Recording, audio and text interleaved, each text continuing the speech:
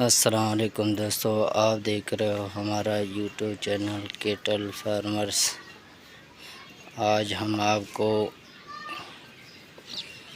भैंस दिखाएंगे।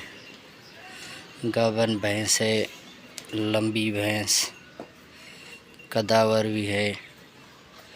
अल्हम्दुलिल्लाह अभी बच्चा देने के लिए तैयार हैं। आज हम आपको भैंस दिखा रहे हैं। ये वाली भैंस है,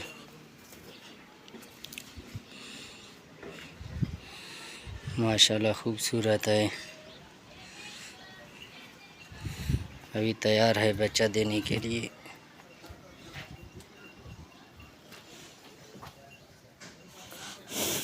इंशाल्लाह 10-15 दिन में बच्चा दे देगा।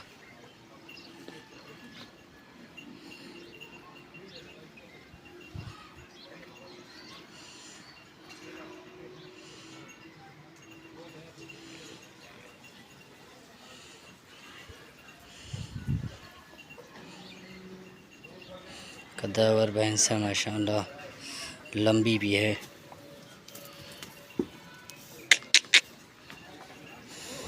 देख सकते हैं माशाल्लाह ये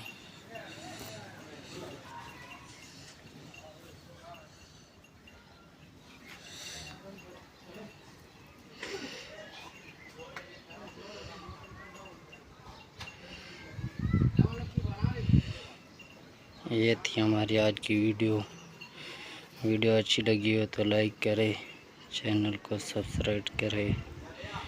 शुक्रिया।